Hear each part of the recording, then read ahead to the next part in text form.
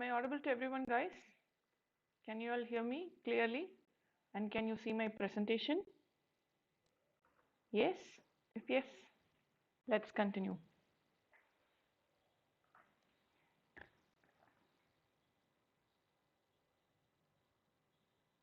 Am I audible to everyone, guys? Cool. Fine. Okay. So, good evening, everyone. Welcome to UPSC CSE optional channel. So, we have been seeing classes on anthropology. It's really good, and many people are joining me. It's interesting to discuss with you people. So, yes. So today, what we are going to do, we are going to discuss about the relationship of anthropology with other disciplines. In the last class, I told you how anthropology acts as an umbrella subject, umbrella discipline, which incorporates, which takes an input and which gives input to various other disciplines. Clear? So we are going to see that in detail today because this is one of the most important concepts. So you all have the syllabus with you, I guess. Yes, so one class especially we discussed on anthropology syllabus. In that syllabus, we could have discussed with this, relationship with other disciplines. What are the other, relationship with other disciplines? In that, what we will see, we'll be seeing the relationship with anthropology and other disciplines on major categories like what is the similarity and what is the difference and what is the use. I mean, what is the use of anthropology in the other discipline or other discipline in terms of anthropology. This is how we are going to do it. Okay. Yes, it's a complete course. Yes. Okay. Yes. Good evening, everyone. Once again, I would like to thank Unacademy for this, giving us the India's largest learning platform where they give you, daily live classes and then live test and quizzes, structured courses and unlimited access. Like you have the access once you subscribe. All the classes, recorded sessions are given to you. You can watch it n number of times for revision. And you can download this from the Google Play Store and Apple Store according to your convenience. And also this is about me, guys. I'm an engineer basically. I have 4 years of teaching experience in terms of civil services and TNPSC. I also have, experience in terms of teaching NEET, and I'm anthropology faculty too. Fine. So this is about the profile. I mean, this is about the link for Telegram channel, and this is about my profile link in the Unacademy platform. So this link, I would like you all to go and visit because I have n number of free classes for you which has been already recorded, and all our MCQs like how to attempt the prelims questions, everything. So it's all free. Okay, just go visit my channel. Or you can do one more thing. Just go to Unacademy platform, go to the website, search for Unacademy, search for my name. It stands for R space Suba space Keerthana. Okay, so just search for this, go to my special class session. You have almost many special classes for all the subjects. Okay, you have economics, for geography, for polity, history. Now we are doing, history special classes, MCQ solvings. Like I welcome you all tomorrow also morning. Just join my Telegram channel, use this Telegram channel link, or go to Telegram and search for Unacademy underscore Suba Keerthana, so that you will have details of all the classes we have. And coming to this, we have a good opportunity to interact with 100 plus top educators and comprehensive syllabus. And coming to this, guys, I would all like to tell you one thing. There is going to be a hike in the fee structure. So I'm like telling you in advance so that if you have an if you want to subscribe for Iconic or Plus, do it as soon as possible because when there is a hike, the price will increase. So as of now, it will be very good to join for the Iconic and Plus. So coming to Iconic and Plus, if you are starting your preparation now, you're new to the preparation process. I want to clear the examination, in the first attempt, ma'am. Maximum I will take an attempt extra. Then I think Iconic is best for you because here you have a personal coaching and a personalized feedback along with daily mains answer writing. So for Plus, you have test series, unlimited practice, structured schedule, and live classes. Along with this, Iconic, you have all these. Along with this, sometimes I will divide it into in-class coaching and out of the class coaching. In Plus, you have in-class coaching, like, live class, test series, unlimited practice, structured schedule, all these things. But in terms of, Iconic, you have out of class support where you have a personal coach, daily mains answer writing, study planner and personalized feedback, all these things. Clear? So along with this, I will give you my code SUBA. You get a 10% of offer on your subscription fee. Okay, so if you are planning, I will tell you, do it very soon.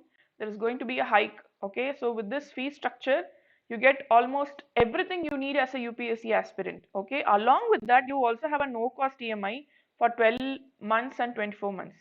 So this is the detail for plus. So for this also you have no cost EMI, every other details. I also give you my code SUBA, the first half of my name. Yes, SUBA. Fine? Yes. So this is a special class session. It is recorded, it is free, and you can attend my live classes also tomorrow at 10 p.m. Join my Telegram channel. There I will give you the information related to all the classes we have, where we can meet. All the classes are free as of now. Like, try to join my classes. It's really, really useful and really good. Fine? Yes. Okay, fine. Shall we go into this? Relationship between anthropology and other disciplines. So what we are going to see is, many people ask me some questions like, ma'am, why should I take anthropology as an optional one? And number two, some people ask me like, the reason because we are not aware of anthropology, we think anthropology is some normal subject. But actually, seeing when you complete the class today, it will be a very interesting session and very important session. So when you complete this class today, you will clearly understand what is the difference between anthropology and other disciplines, and how anthropology acts as an umbrella, how anthropology acts as a roof for all the other disciplines which is included in it. Okay. So we will see that it has not been clear to many anthropologists whether they regard anthropology as a natural science or social science. I already told you anthropology is a biosocial science. Okay, you have nature part, which is biology part, and also social science. So it stands between, it's a linkage between the biology and social science. It stands as a link between, it stands as a bridge between the natural science and the social science. So when coming to this, first what we will do, we will see the relationship of anthropology with biological sciences. Then we'll go to relationship of anthropology with social sciences. Fine. Anthropology is considered as a biosocial science. Biology views human as biological entity, but anthropology considers the biological and social peculiarities in man. Generally, when you study zoology, you could have all come across zoology. So you study about cell, and then we study about anatomy, physiology, and then like how lung works, how heart functions, and then all these things, how the blood flow take place. Everything we'll be studying in biology. In society, we study about what are the institutions, how a family how a family works, how a man survives as a social animal in society, how he behaves, what are the social rules and regulations. So here when we talk about biological rules and regulations, there we talk about social rules and regulation. So anthropology talks about both. Okay, we link the social relations with the biological relations. Fine. So based on social rules and regulations, how the biological relations, biological condition changes, all these things we see. When biology gives importance to experiments, anthropology gives importance to fieldwork. What? For biology, you take a blood sample and you go to laboratory and go to lab. But in terms of anthropology, I told you about ethnography. What is this ethnography? You go to the field, you go to the place where the community's habitat is. Go, stay with them, learn about them, both the biology and the society part. Okay, so that is the difference between biology and anthropology. When biology, they are doing their work in the laboratory, anthropology is all about field work. Do you understand? Yes. Next. The focus of biological variation unites five special interests with biological anthropology. What is this? Human paleoanthropology, so evolution, okay, related to evolution, like we study about fossil records, all these things. Human genetics, how the genetics is influencing the human life. Human genetics. Human growth and development, this is all we will be studying, don't worry. Human biological adaptability. For environment, what are all the biological adaptability a human being has? In a cold country, when a human being live, what he will be doing, what kind of dresses he wear, what kind of food he eats, all these things comes under human biological adaptability. And then I told you already, when people live in cold country, they have different morphological features, and when they live in hot countries, what are the features, bodily features they have, and then how their body functions, okay, the fat burning mechanism, how is their metabolism, all these things comes under the concept of human biological adaptability. The evolution, behavior and social life of monkeys, apes and other non-human primates, these all come under the biological anthropology. These interests link anthropology or biological anthropology to other fields. So what happens? This is where the anthropology takes the work of biology like biology, zoology, geology, anatomy, physiology, medicine, public health. So anthropology, I'll tell you one thing, um, anthropology is like a material which engulfs the input from other disciplines. Okay, see here. It takes input from biology, it takes input from zoology, zoology, anatomy, physiology, medicine, public health. From everywhere, anthropology takes in inputs. It links itself with other fields. Osteology, the study of bones. Why do we need the study of bones? Okay, so the study of bones is about, especially the paleoanthropologist. When we are doing this archaeology, we are finding a bone remain, fossil remain. So when we need the help of osteology to know about the, what is the structure of that bone, did that evolve, what was the previous finding and this finding related with all these things. Fine. And they examine skull, teeth, bones to identify human ancestors and charts to changes in anatomy over time. Okay. So osteology help in study of evolution using the fossil remains. Most of the fossil remains will be bone remains. Okay. Yes. Next. Okay. Come related to my class, I come live on alternative days. I come live on alternative days at 7 p.m. Okay. So today we have class. Then it means tomorrow we don't have class. The day after tomorrow we'll be having a class. It's on the alternative days. Okay. We don't have like, weekend kind of, no.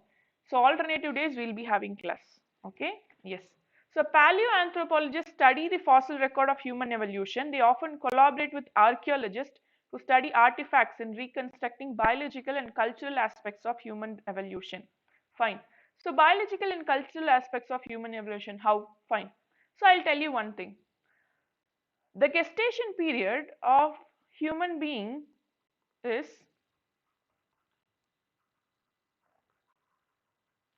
less.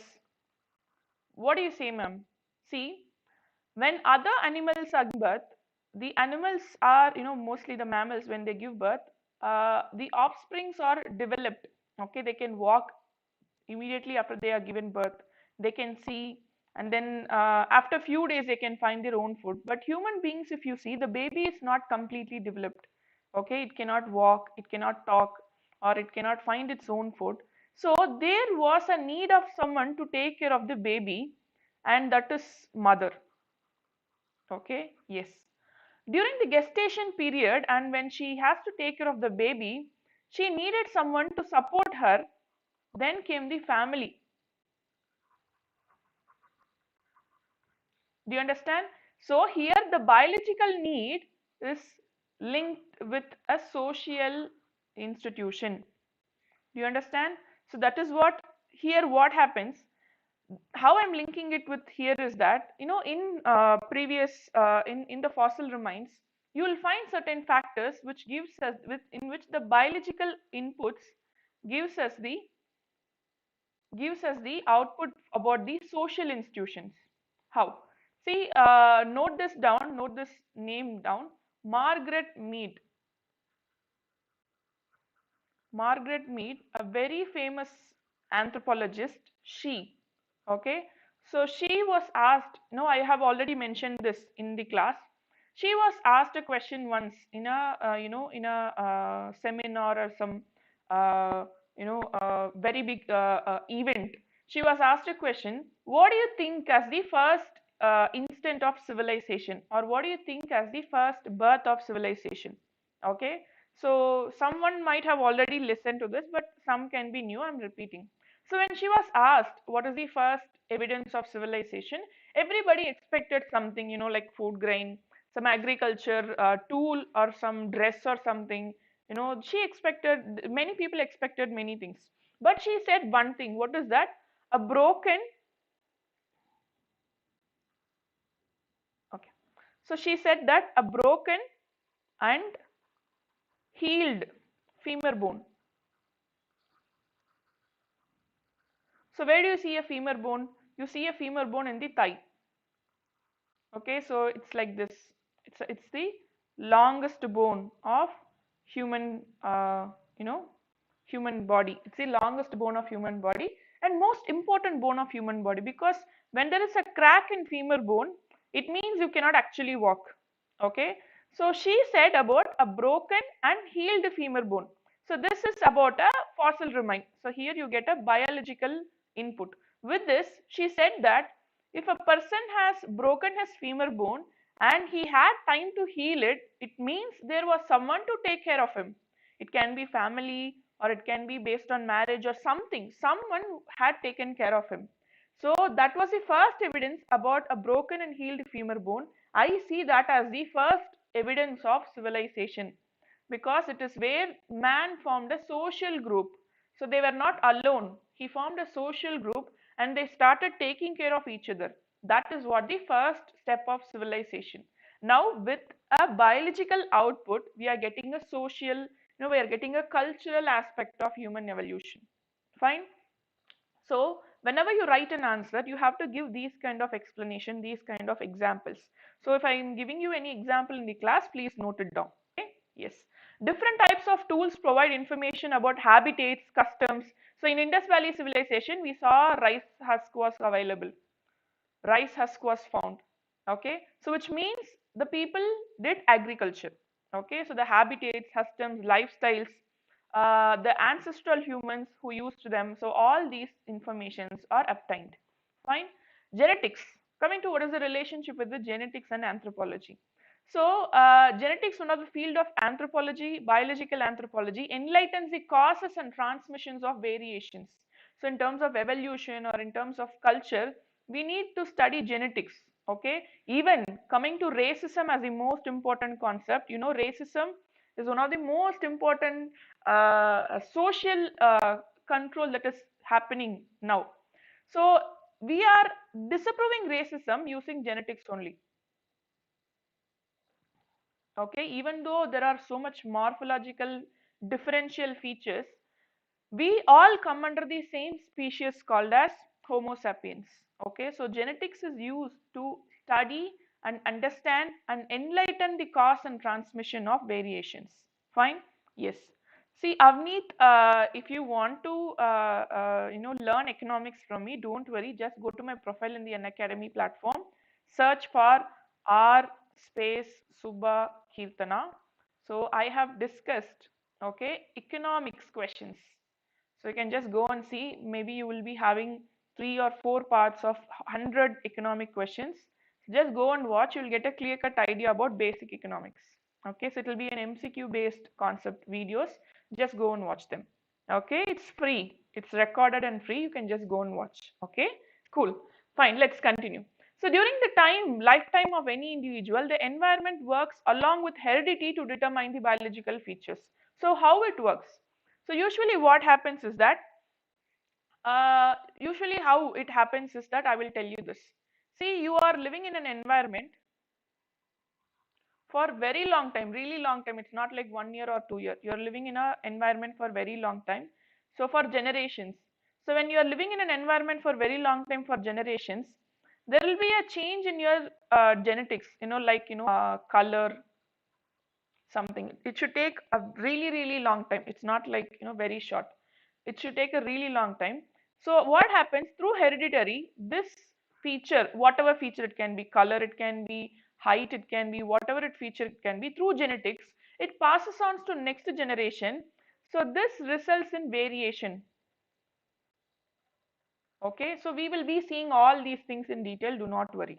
Okay, yes. So heredity to determine the biological features. Fine. Next, for example, people with a genetic tendency to be tall will be shorter if they are poorly nourished during childhood. Yes or no? In gene, you know, your the family might be running with a tall gene. The family might have tall gene, fine, but if the child is undernourished, the child is poorly nourished, then obviously the child will not be tall, because the child did not get the proper protein, proper calcium. Okay, yes. So this is what is the concept. The area of human growth and development investigates the influence of environment on the body and how it grows and matures. Anthropology along with zoology shares the area of primatology. We talk about primates because we belong to primates. Okay, yes. Primatologists study their anatomy and physiology, evolution, behavior, and social life, often in their natural environment. That will be very interesting. Okay, so initially, what happened when we were walking on four legs?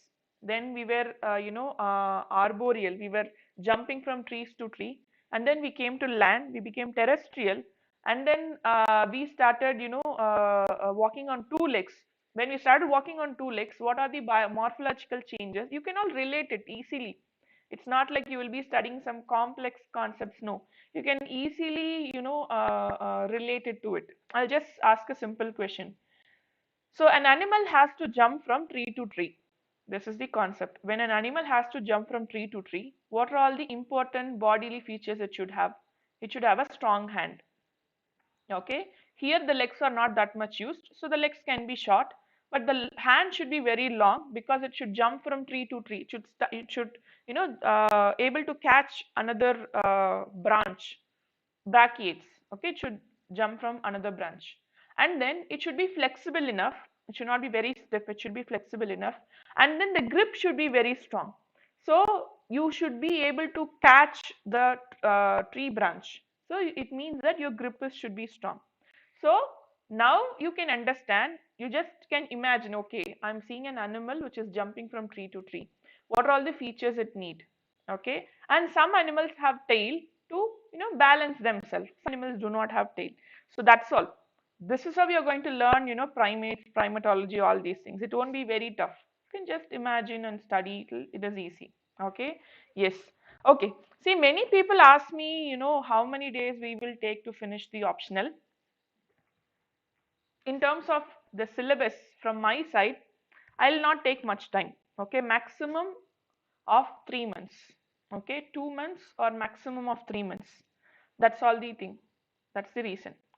And then if you ask from your side, I will tell you, you cannot come to a conclusion that you have finished your optional. I will tell you it's a continuous work. You should keep enriching your notes. You should keep practicing. That is what is about optional. Okay, so if you think that I have finished my optional, I have, completed my optional, it means you're wrong. Okay, so you have to keep in touch with optional. If not, you will forget the concepts. And anthropology, when it comes to anthropology, it is very interesting sometimes that people even forget to take notes, and when you try to revise it back, you won't remember anything. Okay, so that is why I'm telling you, take notes, listen to the class, revise the class. One day I'm giving you a break for revising the class. Fine? Yes.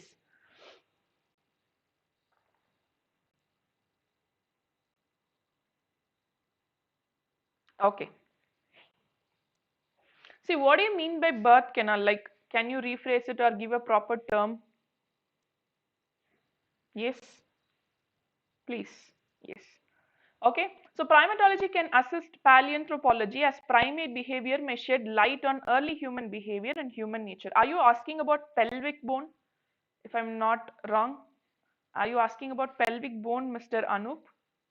Yes, please tell me that. Anthropology and social sciences. Now, till now we saw the relationship with anthropology and biological sciences. Keep one thing in mind, anthropology uses biological sciences to come to some conclusions, to come to some analysis related to the social features, all these things. Along with this, anthropology has relationship with social science also.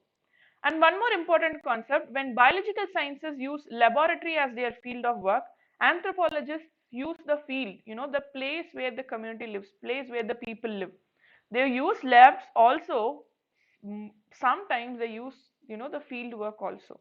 Okay, so that is what's the major difference between biology and anthropology. Fine? Yes. Okay, so Anup, you asked me what happened to the pelvic bone. So when animals were walking through the four legs, the pelvic bone was bigger. The structure of the body was like this. The pelvic bone was bigger. Legs were shorter. Okay. So then what happened when man started standing straight? The pelvic bone, see, compared to the body structure, the pelvic bone became, shorter and broader because it has to, it has to help coming out the head first. So the head of human beings was broader. That's why, female had a broader pelvic bone compared to the male.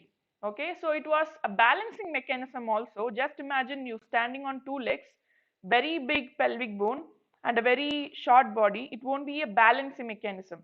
The entire weight will be concentrated on the pelvic part. But instead, what happened? There was an adjustment that took place, and the pelvic bone started becoming, stronger and, shorter in size compared to this four leg features. Okay, so it's not shorter actually. For a person who is standing, it is bigger. On two legs, it is bigger. For a person, for a body weight which is more compared to the human beings, the pelvic bone was broader. Okay, so this is what is about the difference. I won't tell you the pelvic bone became shorter, but it became balanced according to the weight. Okay, so that is what is the important concept. Yes.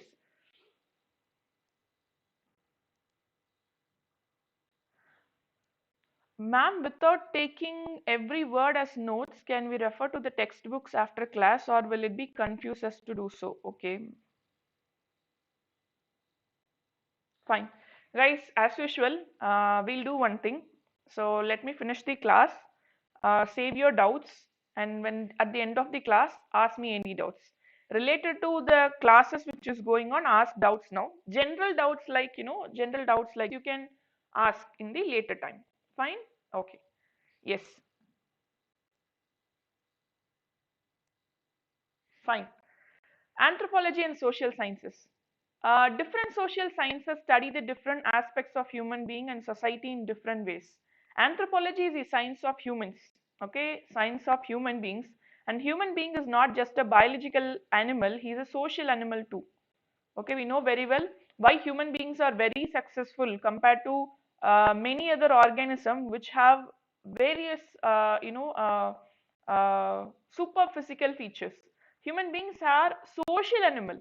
That is what makes human beings a very strong species, which is, who are surviving beautifully in this world. Fine. Yes. And ma'am, why were not all the apes evolved into human beings? Again I'll tell you something. Natural selection. So natural selection is according to Darwin. He said that the nature selects. Okay, so the nature selects. There is no proper rule for that. Who should? That is one concept. And then he also spoke about survival of fittest. So survival of fittest means, what is the survival of fittest? So the environment offers equal conditions to live. Okay, in that equal conditions, which species or which animal is adapting to the environment survives. So when it survives, what happens? It sustains in the environment. The other people, get lost, or they just die or become extinct. Okay, that is what is survival of fittest. And natural selection is nature randomly selects some species, and that species survives. So this is natural selection. We'll be seeing in evolution in detail. So if you ask why all the apes did not evolve, only human beings evolved, it is based on the selection of nature. There is no particular reason like this is why they evolved. I can tell you the answer like they evolved so they are surviving better. That is the answer. But why all apes did not evolve and why only human beings evolved is that part of apes evolved and they became survival of the fittest and they started ruling the world. Okay, so that is what is the reason. But if you ask the reason why, I will give you the reason as natural selection. The nature selected that. Okay. When it comes to natural selection, You don't have a proper rule for natural selection. The nature selects. Okay, the nature selects a group, a particular group, and that group can survive better. That's all. Fine. So in evolution classes, it will be very interesting. We'll be seeing many theories of evolution, very interesting examples. Then we'll study about Darwinism. Everybody think evolution started with Darwin only. Actually, evolution started even before Darwin. Okay, all these things we'll be seeing. Fine. Yes. Yes, anthropology is the science of humans. So anthropology studies human life of all time, places and type. Okay, so we saw that anthropology studies about present, past and future of human beings. Yes. So it is clear that anthropologists gain significant knowledge from history, sociology and psychology also. Okay, history, sociology and psychology also, political science, economics and many other social sciences. So when we saw about social anthropology, we would have seen the concepts like, we saw about family, and then we saw about marriage, and then we saw about religion, political anthropology, and economical anthropology. So for all these concepts, we need input from all these social sciences. Fine? Yes. Next. Anthropology and history. What is the relationship with anthropology and history? Do anthropology need history, or do history needs anthropology? So what happens? History is all about, some facts, which is what we find. Okay, which is what we find. Do you understand? Listen to me carefully. It's a written source. We find it from. That is where you take history. So what do you call it as history? History is the evidences related to past, mostly taken from written evidences. Okay, for example, today I write about me something. I can write anything about me. We don't know if it is right or wrong. It's about what I write about me, and I preserve it. In future, someone takes it and reads it, and they think that is what is real thing about me. That's what is history. But anthropology is not like that. Anthropology does not just use the written evidences. They use the written evidences, yes, but they also search for some artifacts, fossils. They go the past by digging the ground and finding some fossils, and that is how they work. Okay, the major difference between history and anthropology is history mostly depends upon the written facts and written evidences, but anthropology doesn't just stop with written evidences. They go beyond that. They search the earth. They search for evidences. They search for proofs. They search for artifacts. They search for fossils. Okay, they work with archaeologists. All these concepts. Fine. Sometimes history is rewritten. History is corrected based on the anthropological evidences. So, history studies about the social life of the past. It resorts to the written documents to analyze the past culture and society. It examines how humans lived and how their life differed in different society. But anthropology also deals with the social lives of humans, but it examines how they lived, how their life changed over time, and how they gave birth to different social institutions like family, political systems, etc. And one more concept in history, you might have mostly studied about political concepts. Yes or no? So what do you study in history? Mostly related to kingdoms, and then mostly related to empire, dynasty. We study about how British ruled India, all these concepts. But when it comes to anthropology, they study the political concepts along with the social concepts. Like, what was the influence of British people on the Indian religions? All these concepts. What is the influence of Christianity on tribal people? Okay, so we don't just study the political concept, we also study the political concepts along with the lifestyle. Okay, but in terms of history, we mostly study about political concept, and they're also based on written documents. Written document may not be relied always, because written documents is based on the viewpoint of who writes it. You understand?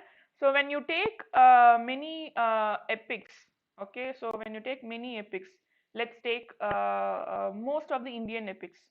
Some Indian epics show us, gives us certain rules and regulations. Sometimes they are all more patriarchal in nature. They are not, they are not very much justifiable in nature, but still they are written thing and we are following it, right? But in anthropology, it is not so. Anthropology goes beyond the written facts and it searches for the evidences, it searches for what is the real thing that was happening. Okay, it tries to link it with the reality. Yes.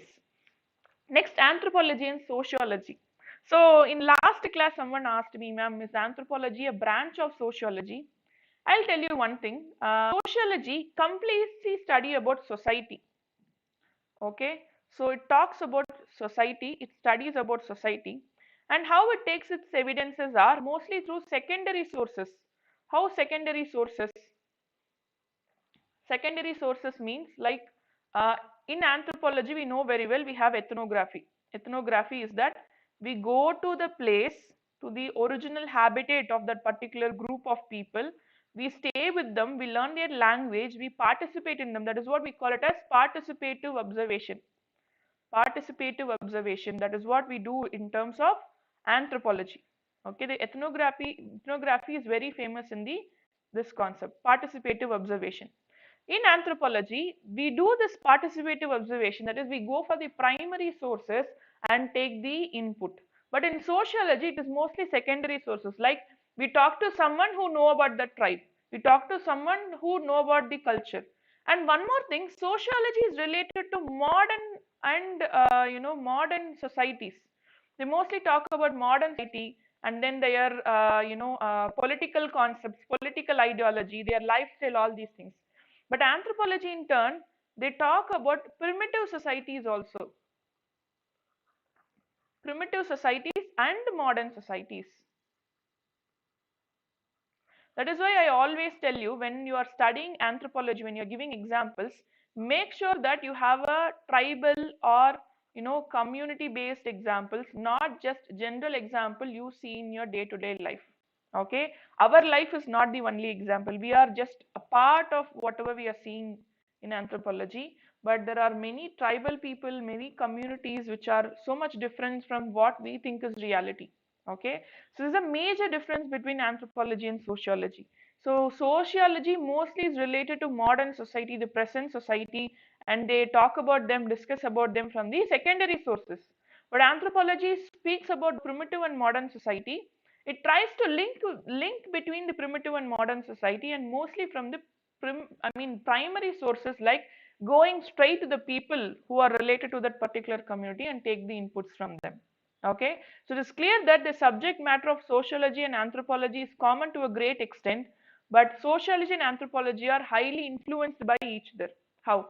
There are several differences in terms of field study, approaches, perspective, and orientation between two subjects.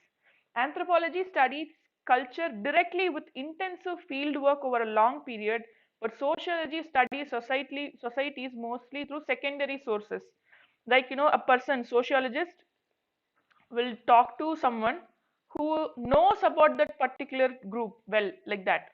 And mostly they are related to modern societies, their political and economical factors, all these things. But when it comes to anthropologists, a more intensive field work where they go in person to the particular place and try to learn about them. Okay, see, these are all important concepts, especially anthropology and sociology question have been asked many times. Relationship with anthropology and sociology, you have to write it like, what is sociology, what is anthropology. You have to write about the differences among them. The major differences comes with the the field of study, approach, perspective, all these concepts. And definitely you should mention about the primitive societies, modern society concept.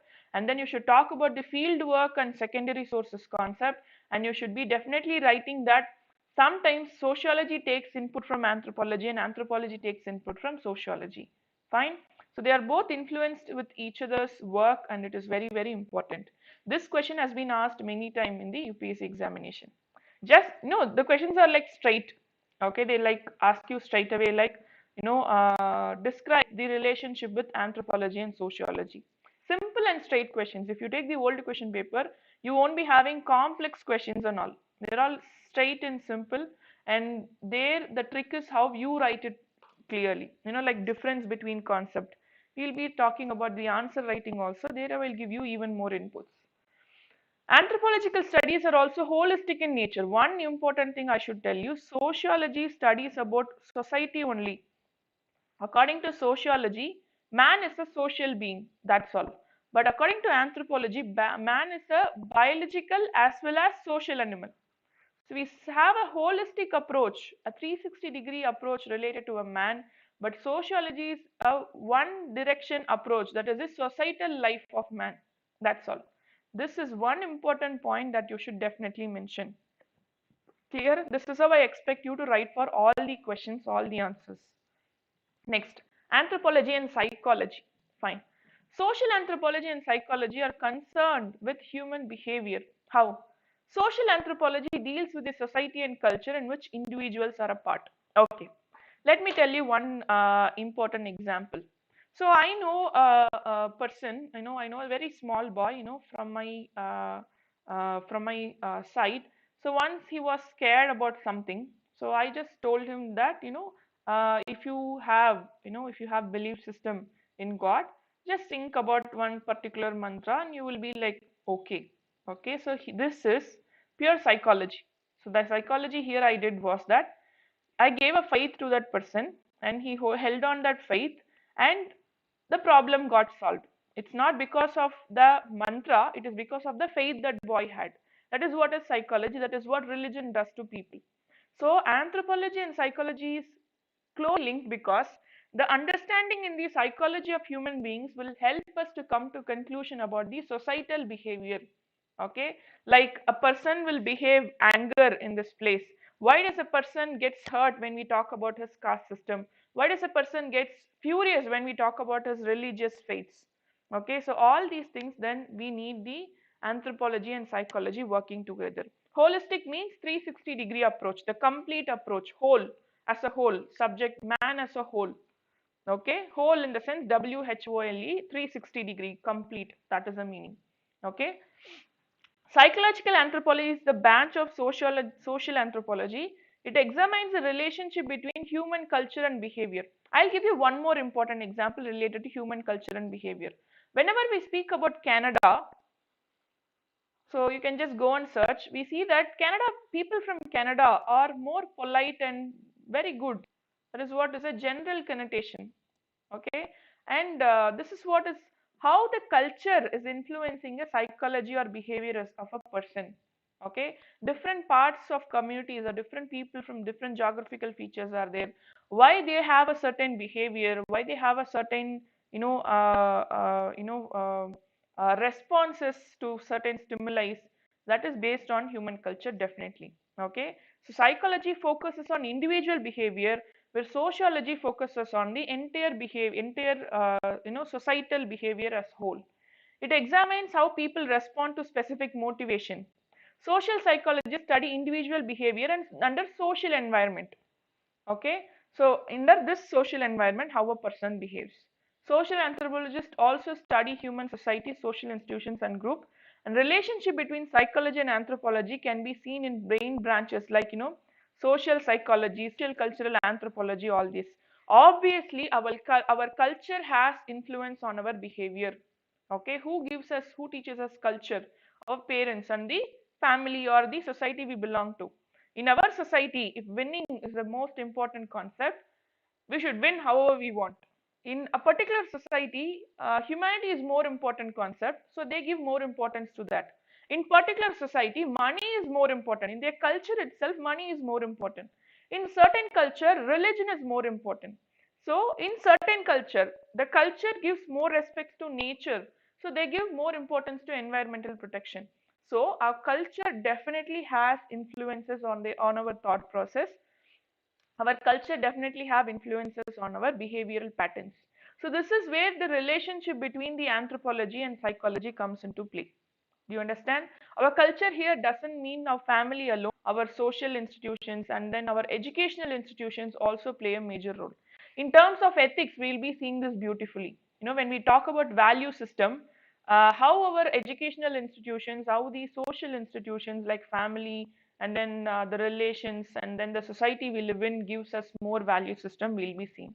Okay, so one important example is that now in the national education policy, they are trying to bring in value added education into the syllabus compulsorily. Okay, why it is needed? Now there has been a vast understanding among the children that mark scoring is the first priority. So what is the result in future when children are taught that mark scoring is the first priority? In future, the mark scoring gets converted to money earning. Just equate it. Then in future, the children will start thinking that money earning is the first priority. Then what happens? They will start ignoring the other values, societal values and other ethical values, which results in a mass destruction of the social pattern. Okay, so these are all you can write the examples how the socio-cultural factors influence the psychology, and their anthropology comes into play, and it helps us properly understand this concept very clearly with some more case studies and more examples.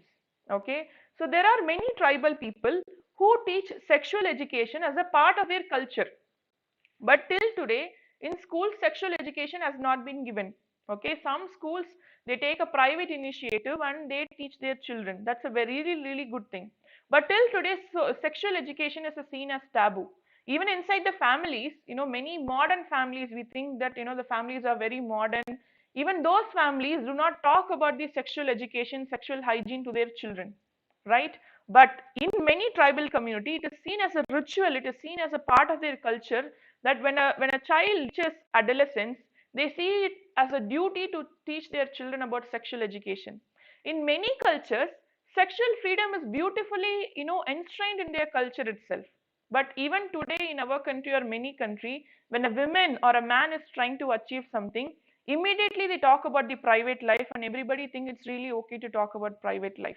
Okay, this is how the culture influences the psychology of or behavior of human beings. Okay, what we behave today is mostly based on the culture we belong to.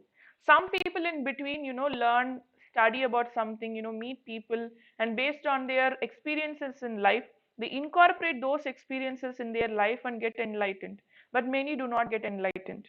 Yes, it's not just the anthropological concept, it's a general concept that everybody has their own freedom in their life.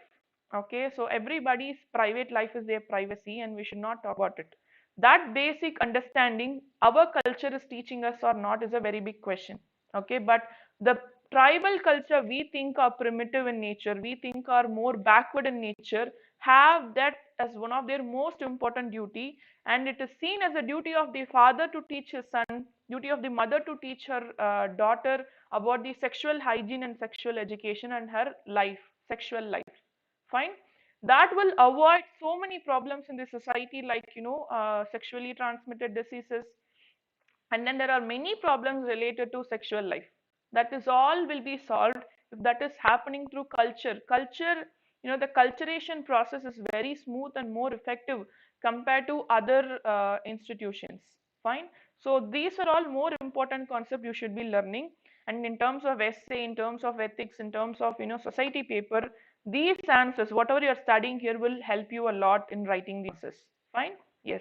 Next. Psychology is concerned with individual behavior, but anthropology focuses on group behavior as a society, in a society, how a human being behaves, right? It also analyzes interrelationship among members of the society.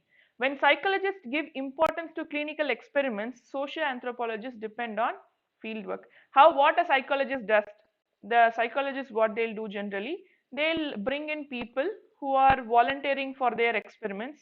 So they take them to a particular room, they ask certain questions, or questions, or make them respond to certain stimuli like sound or some color or something. But anthropologists what they do, they go to the group they are studying, they stay with them, they observe them and come to conclusions. That is what we call it as field work. Okay, in any subject you won't see that much field work, especially the biological or social sciences. Anthropology, number one, it's a biosocial science, and number two, it purely depends upon field work. Okay, that's a very good thing about anthropology, because mostly the field works gives us more reliable informations compared to the other process. Fine. Next.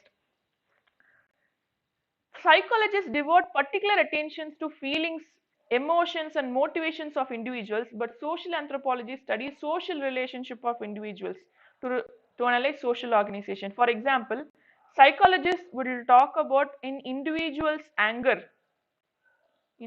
individual's anger, and then love towards other, and then what are the value system he has. But anthropology studies about a group. In that particular group, when do they get angry? What do they value the most? Okay, are they valuing, some people value their identity the most, some people value their religion the most. What are those concepts? Fine. Next, anthropology and political science. So political science contributes to anthropology the facts regarding the organization and activities of state, while social anthropology contributes to political science the knowledge of origin of the state from stateless society. And coming to political science, we saw about sociology, right? The same thing here also comes. The political science mostly concentrate on complex modern societies. So where we study about state, okay, a proper state, a country, that is what we study in political science. But in anthropology, we study about stateless society also, where they don't have a proper political organization, but they don't have a proper organized political organization, but they do have some kind of political control. That it might be a head or groups of head, or they don't have head at all, but they have certain rules and regulations. The society governs as a whole. All these things are coming. And in political science, you talk about the government, governance, all these concepts. But in anthropology, we talk about social control. What is this social control? I will give you one important concept about social control. Okay. So social control is like, for example, you do something that is not illegal by law, okay, that is not prohibited by law, but still you fear to do that thing. For example, in our country, even today, intercaste marriage is seen as a very complex concept, right? Intercaste marriage is supported by law. Intercaste marriages are recognized by law. Yes, we know that very well. But still, why intercaste marriage is seen as a very big problem? Even why today honor killing has become a very very wide social evil, because there is a social control. What society thinks is a very big question that runs in mind of every people. What society thinks, the society will question us. There will be social sanctions like you cannot attend the family functions, you cannot be sometimes when people are depending upon business, some business will be completely given to a particular community. So when there is an intercaste marriage taking place in that in a family who is belonging to a particular community, who is doing some business, obviously this intercaste marriage will affect their business. So here they are bringing some economic sanction to control social society. Yes or no? So these all we will be studying in anthropology, but political science studies about how governments work, how state works, how the election takes place, what are the political rules and regulations, what are the political ideologies, all those concepts. Okay, so anthropology studies about the complex societies also, simple societies also. It studies about the political organization, where political organization is stateless. State here is the government. The stateless society is also how social control acts as one of the most important political control. All these things we will be studying in anthropology. Fine. So this social control is something which controls the society. Even law does not control the society. Is social control wrong? No. Social control is right. Social control is right in certain perspective. Social control is wrong in certain perspective. Social control should be there to maintain peace in the society. Sometimes social control goes beyond beyond line, which results in concepts like honor killing. Okay, so both the things you should be analyzing, both the things you should be writing. Fine. Here, next, when anthropology studies the form of governments in state and stateless societies, political science studies the institutionalized form of government in state system alone. Political science deals with political life of society, but anthropology is concerned with total social life.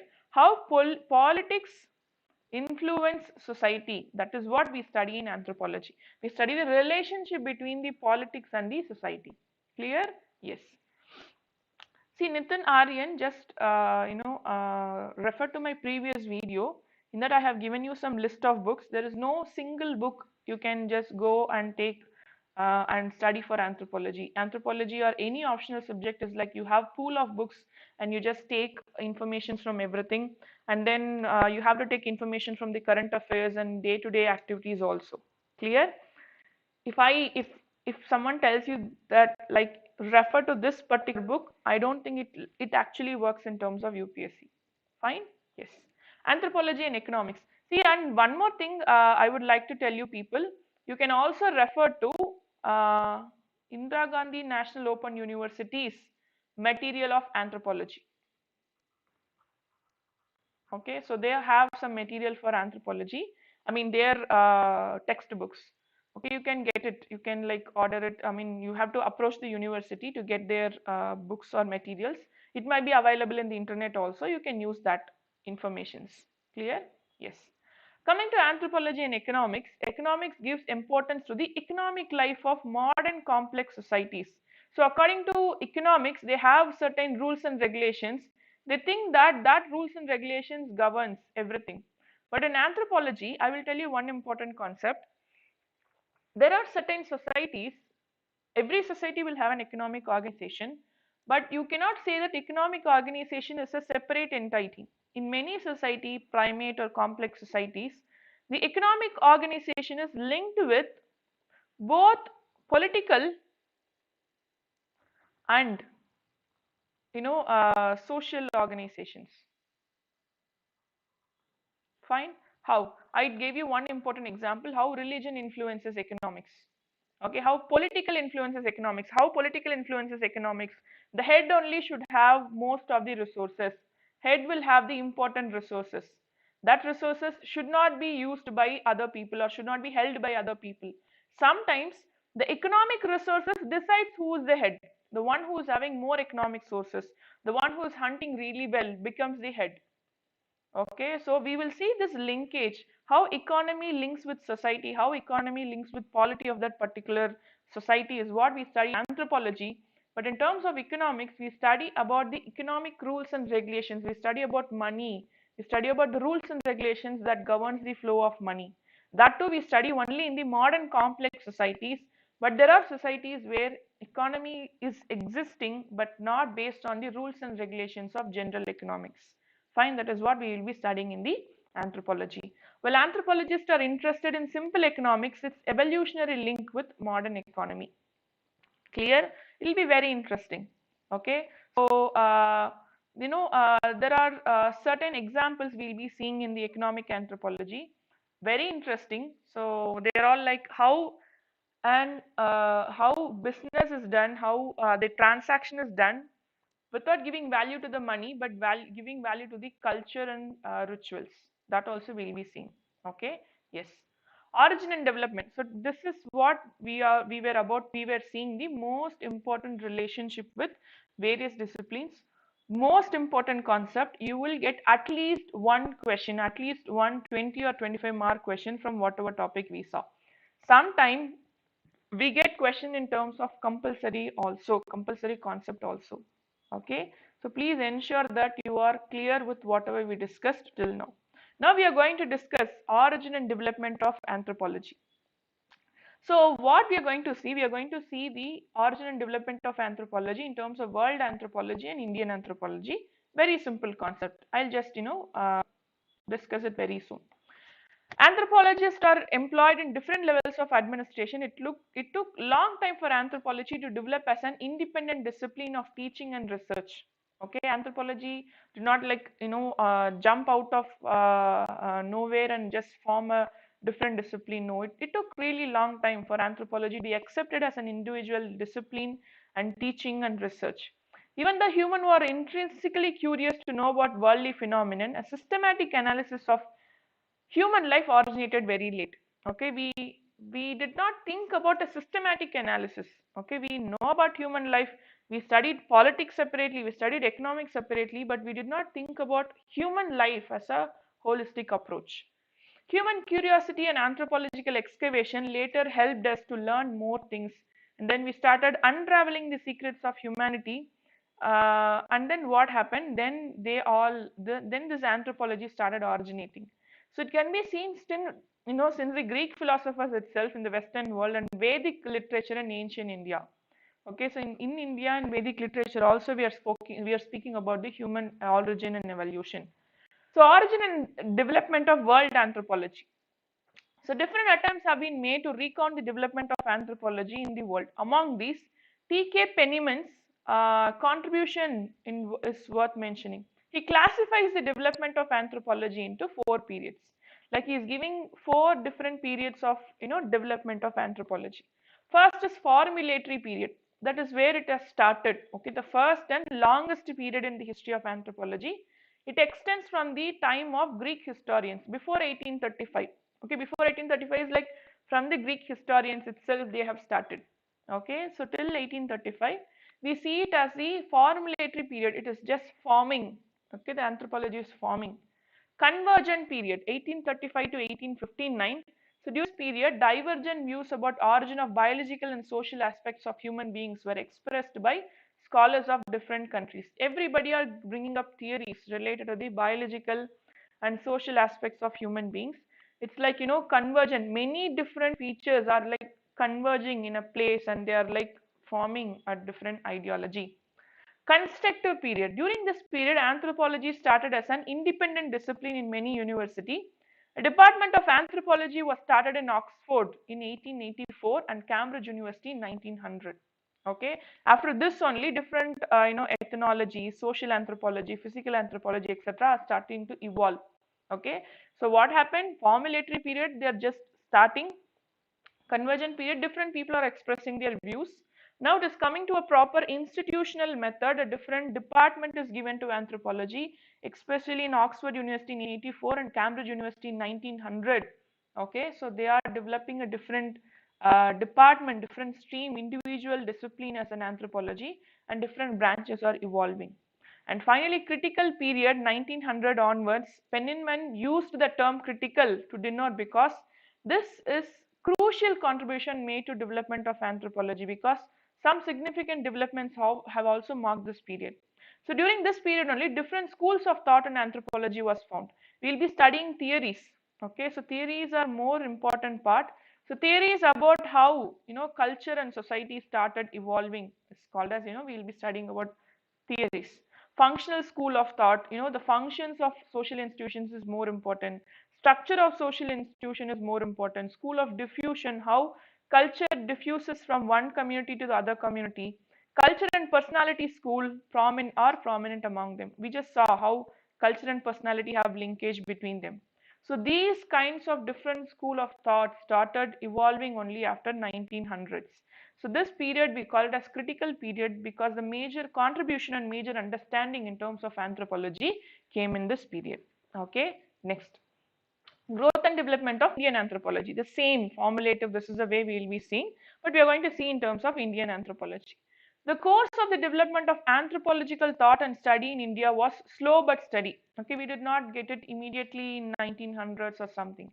Basu Roy describes the following phases. There we saw Penniman.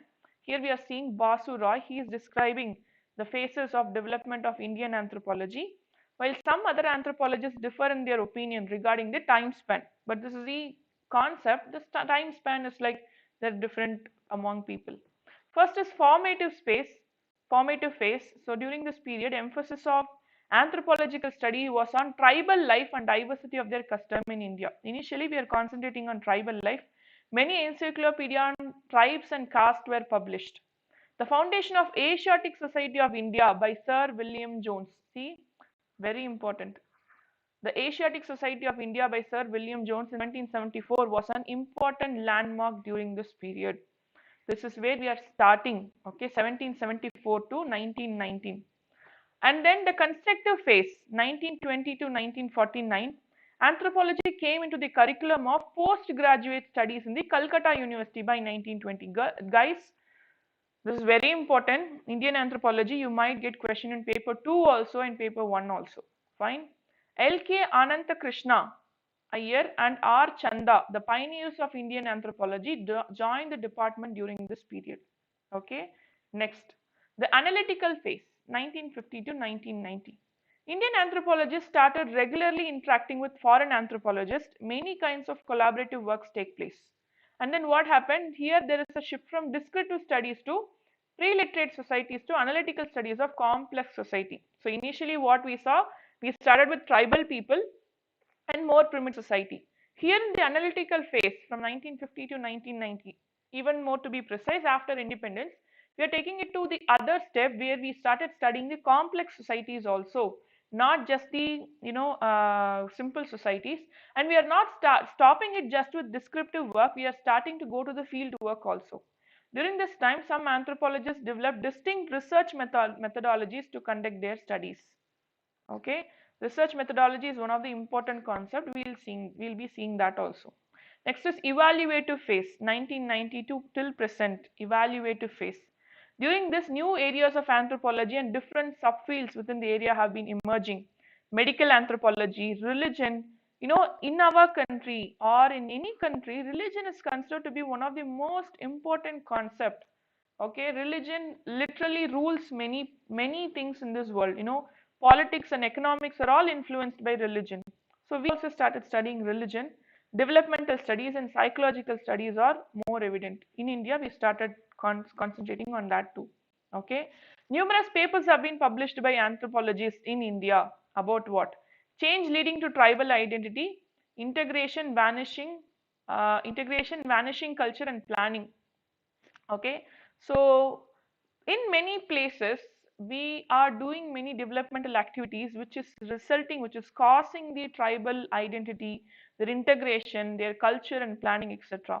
Emergence of industrial anthropology, how industries need the help of anthropology. Okay, see, for industries, what is the most important thing they need? They need consumers. Without consumers, are industries useful? No. To find the right consumer, anthropology helps industry. Okay, you're creating a product. Okay, we are creating a product. The product is obviously going to some consumer. I'm not going to create a product and keep it myself. So I'm creating a product, then I should find the right consumer. How can I find who is the right consumer? I will take the help of anthropology, because anthropology studies 360-degree about man. So with that help of anthropology, I will find right consumer, or I will have a group of consumer already. For them I will make a right product. Okay, so this is how we study about industrial anthropology, and then increased emphasis on tribal demography and integrated study on tribal regions. So all these things started evolving in Indian anthropology, and now we are doing really good. And many people are, going for anthropological studies, and especially when they come to UPSC, they know about anthropology, and some will get attracted towards anthropology, and some go towards, doing PG in anthropology also. Okay, so yes, thank you so much. Today's session was very good and very important too. Okay, it's not just an example. Whatever I told you, what are the differences I told you, I want you to make note of it. You can just go and see many books, but whatever I gave you as information will be like very much good, simple and important. That's why I'm telling you. So whatever books I tell you is reference. Listen to the class and refer to the books and add in more information, so it will be very, very good. Clear? Yes. So thank you so much. Any doubts now you can ask me. Ma'am, yeah. Yes, someone asked me a doubt. Ma'am, without taking every word as notes, can we refer to the textbook after class, or it will be confused as to do too? See, if you go to the book straight away, I will tell you, you don't have a proper textbook as such for UPSC anthropology. So if you go to any other textbook, it's very complex. We are not going to become a anthropologist. Okay, so we want to become a UPSC service bureaucrat. So we want that anthropology alone. So listen to my class, take notes of my class, then refer to some book and take inputs from that book. Don't completely read that book, take input from that book and create your own notes. Creating our own notes is the best concept. Okay, yes. Next. Okay, so you can do it with IGNOU. In Indira Gandhi National Open University, they have this course. If you want, you can do it there only. Okay, yes. See, I don't follow a single book. That's what I'm telling you guys. see, watch my previous class, Introduction to Anthropology. I gave you some list of anthropology materials. You can follow. We don't have a single material. I take informations from various sources. Some sources I take from, school state board books also, state SCRTs, NCRTs also. You can take information from that also. Okay. Yes. Okay, I will share the notes with annotations also. Okay, clear. Then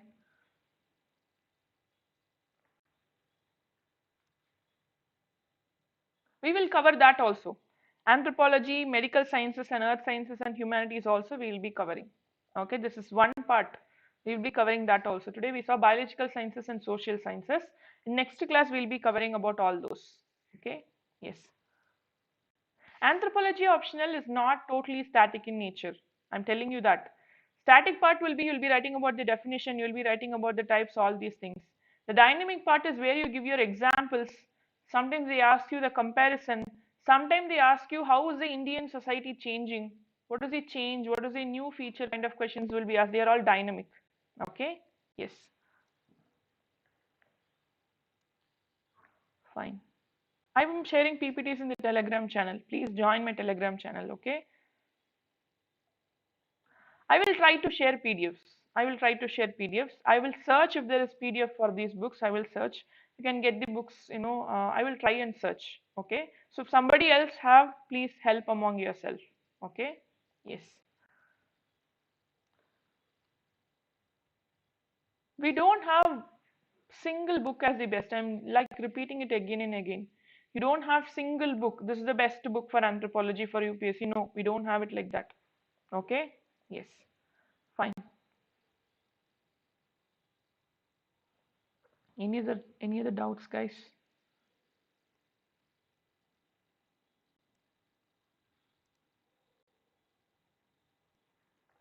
Fine.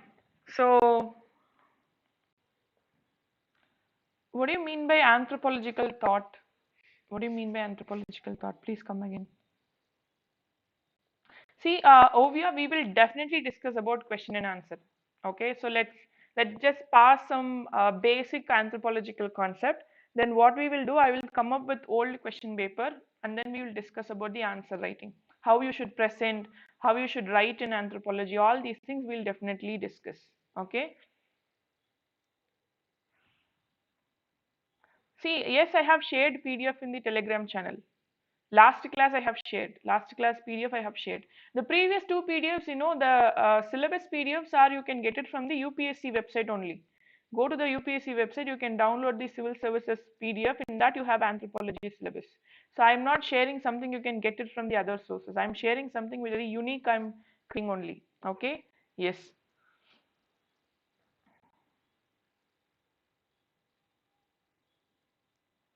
Okay.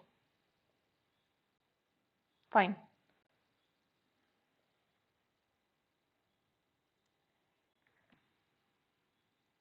Yes, I have shared PDF till now in Telegram. Today I shared a PDF. Okay, today I shared a PDF in Telegram. Clear? Yes. Okay, guys. So let's, come to the conclusion of this session. Thank you so much. Share this video and then like this video, subscribe to this channel, and keep one thing in mind. I mean, two things in mind. Number one, attend my special classes. Go to the Unacademy platform, search for my name, R Suba, Suba Keerthana. You will go to my special class session where you have MCQs for almost all the subjects. Number one, they are live, they are free, sometimes they are recorded also, you can watch them. Number two, there is going to be a hike in the UPSC, there is going to be a hike in terms of, fee structure. So please do subscribe as soon as possible, because when there is a hike, obviously, it will be much higher than whatever the price is now. So better do it very soon. Okay, don't waste time, think about it and do it very soon. Use my code when you are subscribing, yes, UBA, the first half of my name, and you'll get a 10% of discount. Okay, thank you so much. Yes, thank you so much. Thank you so much, guys. Okay, so I didn't get PDFs form in Telegram. Okay, I will check it. I just shared it today. I will just share it again today. Don't worry. Okay, thank you so much. Thank you so much, guys. Take care and study well, revise it well. So please ensure that you're preparing sincerely. Okay, it's not about how talented you are, it's not about how knowledgeable you are, it's about your sincerity and your sincerity and hard work and your consistency in terms of preparation. Clear? Thank you so much. Have a nice day and take rest and